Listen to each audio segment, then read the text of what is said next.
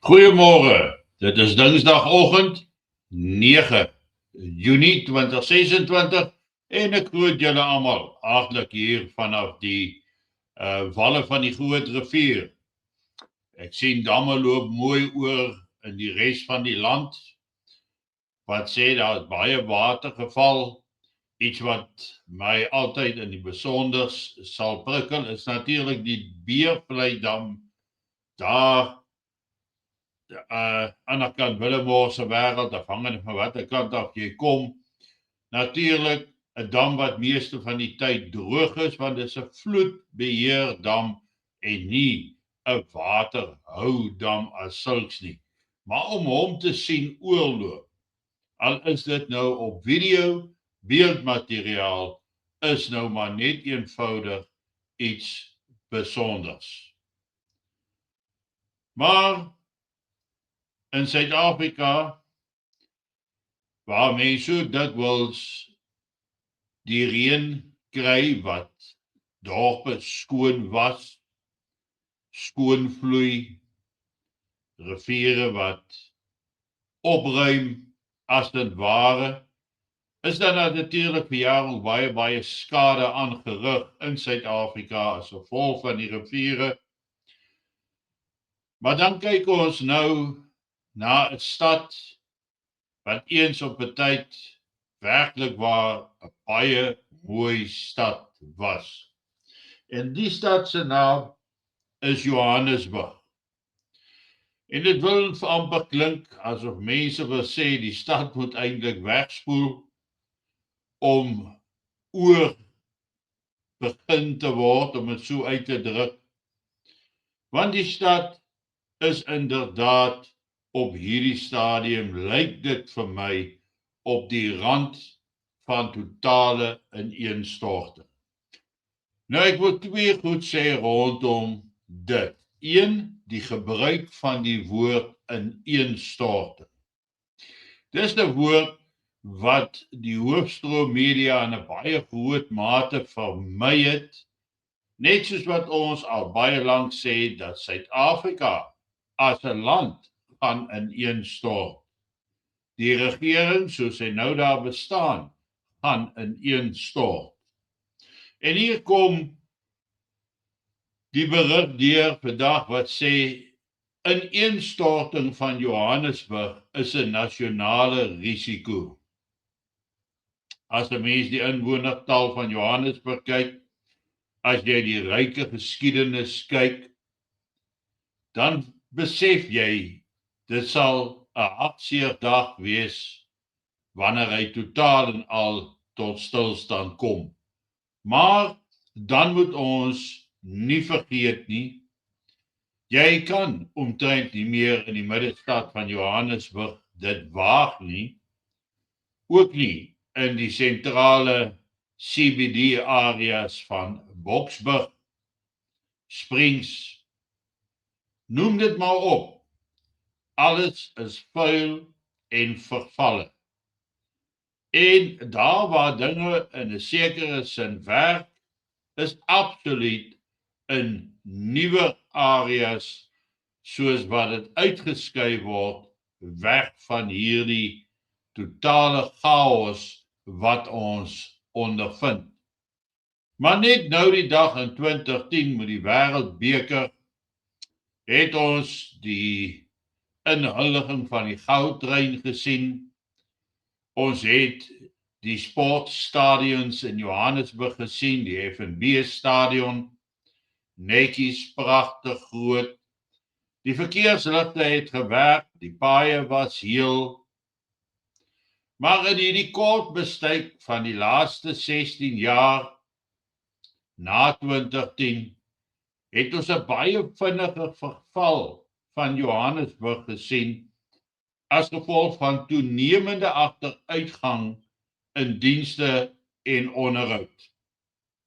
Meer en meer skuld is gemaak, so by so dat Johannesburg nie in staat is om hulle skuld te betaal nie.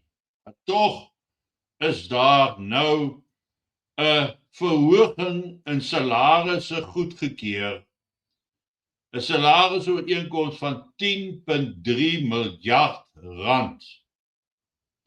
En natuurlik het die minister van Finansies Godongwana gesê dat Johannesburg is te arm en kan nie hierdie tipe van misbruik van geld vir salarisdoeleindes mee voortgaan nie. Ons weet dat Helen Zille nou wil staan as die burgemeester van Johannesburg. En dan kan 'n mens sekerlik 'n paar goed verwag. Die vraag is, hoe lank gaan hulle haar los voordat die eerste mosie van wantroue ingedien word om haar magte weg te neem?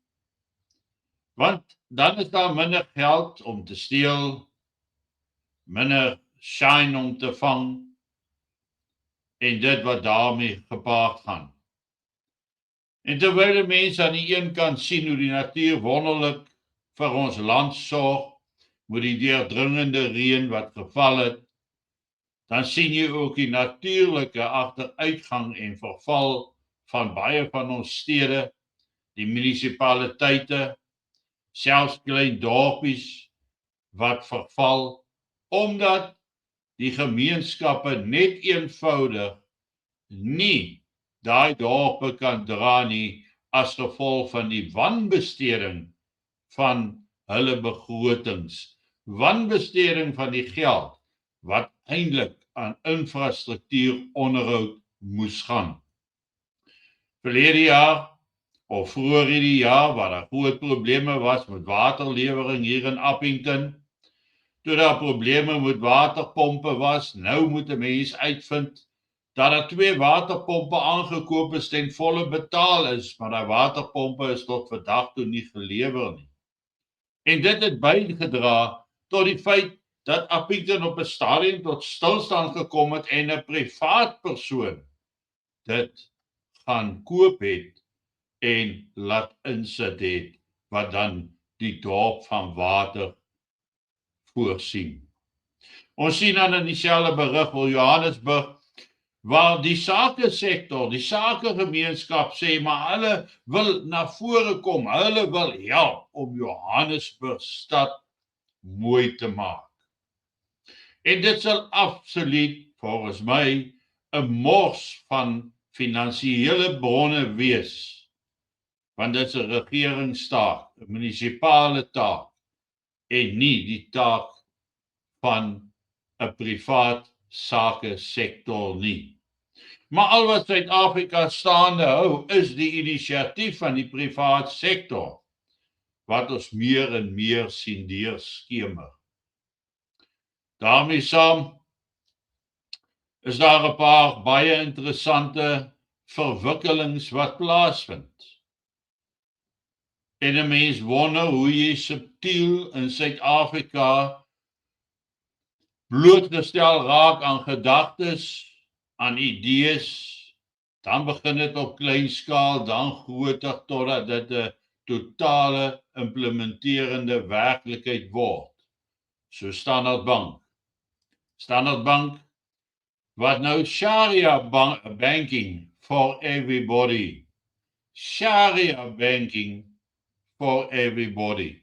Nou Sharia law is Muslim law of wet en gereg.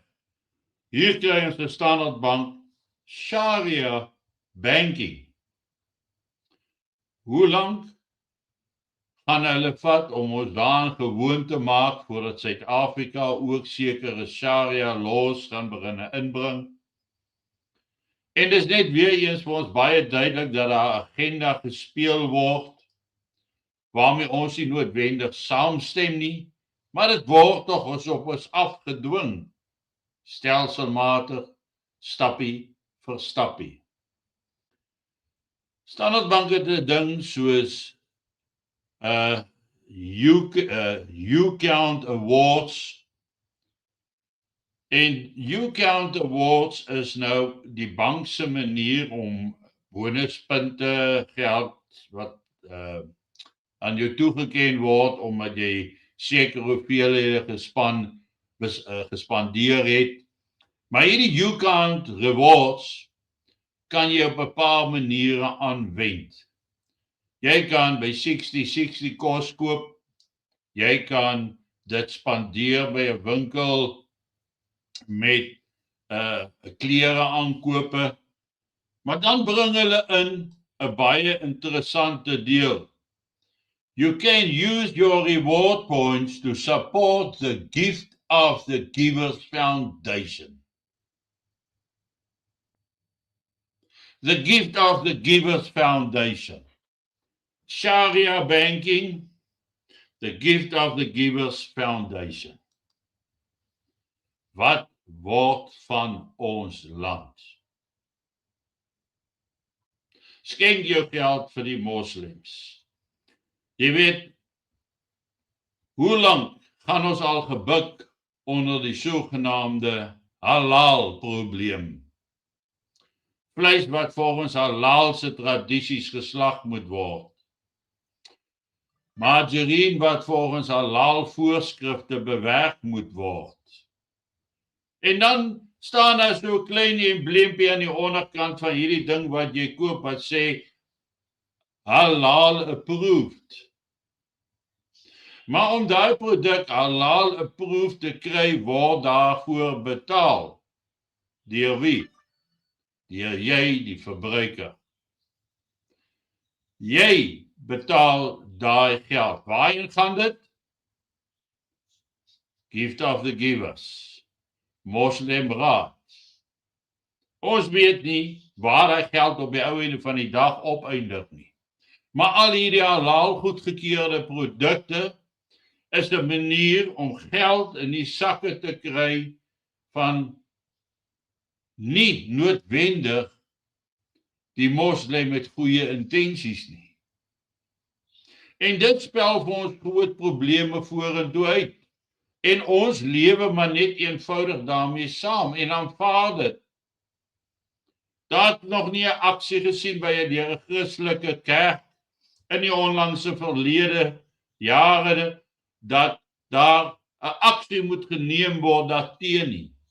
Dis nie asof enige ander geloof 'n tekentjie op die margarineboksie moet plak en dan kry hulle ook geld want dit is geslag of bewerk op 'n Christelike wyse nie. Op watter manier dan ook al nie. Maar ons betaal. So spandeer jou YouCount Awards om vir Gift of the Givers te help. Gaan doen Sharia banking. En dan wonder ek hoeveel mense sal dit bevraagteken by hulle banke. Of gaan dit maar net eenvoudig aanvaar word en sê nee, die bank maak maar net voorsiening vir 'n sekere gedeelte van die bevolking om meer inklusief te wees. Ja, ons ken daai woorde, maar op die ou einde van die dag is dit 'n stappie vir stappie van oorname. Totdat daar niks van jou en my oorbly nie. Geniet vanoggend jou kondensmelk koffie en ek is dan môreoggend terug by julle eerste ding. Lekker en aangename dag. Mooi